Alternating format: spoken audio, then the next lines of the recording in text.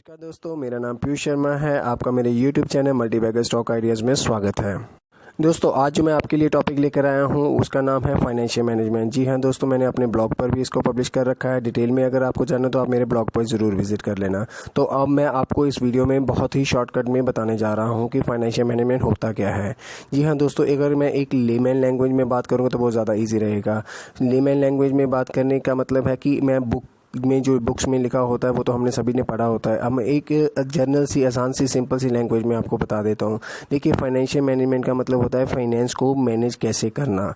बहुत सारे लोग फाइनेंस को कैश ही समझते हैं। नहीं दोस्तों, फाइनेंस किसी तरह से भी हो सकता है। वो कैश भी हो सकता है, वो एक डिजिटल फॉर्म में भी हो सकता है, या फिर वो आपने लोन लिया हो सकता है, कुछ भी हो सकता है। ठीक है दोस्तों, फाइनेंस एक फ्रेंच वर्ड है दोस्तों। बहुत ईयर्स पहले, सेंचुरीज पहले ये आया था और उसके बाद ये इंग्लिश डिक्शनरी में जुड़ गया था दोस्तों। तो अगर मैं ये फाइनेंशियल मैनेजमेंट को एक सिंपल सी लैंग्वेज में बताऊं तो दोस्तों, आपको 3 वर्ड्स को याद रखना है: हाउ, व्हेन एंड वेयर।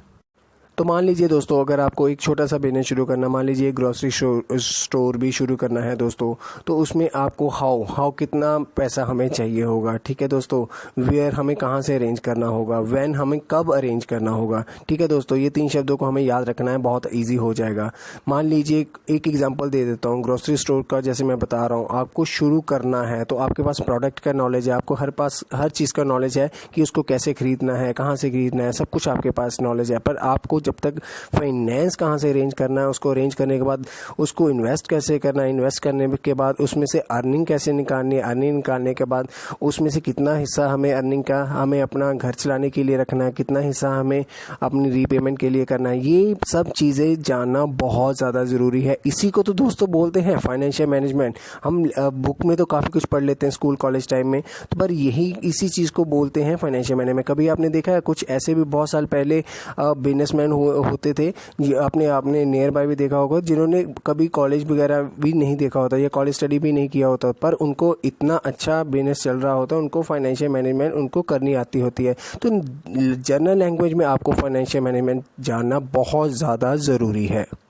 अब मान लीजिए आपको अपना शेयर मार्केट में इन्वेस्ट करना शुरू करना है। एज ए इन्वेस्टर आप क्या सोचोगे, कैसे फाइनेंस को मैनेज करोगे, आपके पास जो फाइनेंस पड़ा हुआ है उसको कैसे मैनेज करोगे। आप सबसे पहले ये सोचोगे ना, मान लीजिए आपके पास 1 लाख रुपया पड़ा हो, तो 1 लाख का 1 लाख स्टॉक मार्केट में तो नहीं लगा दोगे ना। हाँ, अगर आप अनजान हो, किसी के कहने पर स्टॉक मार्केट में आए हो, तो हो सकता है 1 लाख की बजाय 1 लाख रुपया आप लोन लेकर भी लगा दोगे, तो जो कि सबसे गलत बात होती है दोस्तों। ठीक है, सबसे पहले आप 1 लाख रुपया आपके पास अगर पड़ा हुआ है दोस्तों, तो आपको क्या करना होता है, उसको कितने % आपको स्टॉक मार्केट में लगाना है। मान लीजिए फॉर एग्जांपल देता हूं, अगर आपको 8% भी लगाना है 1 लाख का, तो मान लीजिए उसका रिस्क फ्री हो गया दोस्तों। ठीक है ना, क्यों रिस्क फ्री हो गया वो आपको पता है। अगर आप इसको FD भी करवाते तो 7-8% बैंक में से मिलना, तो मैं उतना रिस्क बेयर कर सकता हूँ। ठीक है दोस्तों, तो इतना ही ऑलवेज आपको पैसा स्टॉक मार्केट में लगाना चाहिए जितना आप रिस्क बेयर कर सकते हो। फिर उसको इन्वेस्टमेंट में से आपको, अगर उसको इन्वेस्टेड जो आपके पास इन्वेस्टमेंट का अमाउंट पड़ा हुआ 1 लाख रुपया, उसमें से आपको ये भी सोचना है दोस्तों कि आपको अदर कहाँ इन्वेस्टमेंट करनी है। ठीक है, कई बार हमें अपने पास भी कुछ पैसा रखना होता है। ठीक है ना दोस्तों, तो ये सब चीज़ें जाननी बहुत ज़्यादा ज़रूरी हो जाती हैं। कई लोग क्या करते हैं, अगर 1 लाख रुपया प्रॉफिट हो गया तो उन्होंने हंगामा करते हैं, लो जी हमें तो 1 लाख रुपया प्रॉफिट हो गया, मैं तो अब दोबारा से फिर से स्टॉक मार्केट में लगा दूंगा। ठीक है ना दोस्तों, हमें बहुत समझ कर पैसे को इन्वेस्ट करना चाहिए। बहुत हार्ड अर्निंग मनी होती है। जिस इंसान को ये फाइनेंस की मैनेजमेंट करनी आ गई ना दोस्तों, वही ऑलवेज सक्सेसफुल बिजनेसमैन बनता है, वही एम्प्लॉय ऑलवेज सक्सेसफुल और हंसी खुशी से अपनी लाइफ को व्यतीत करता है दोस्तों।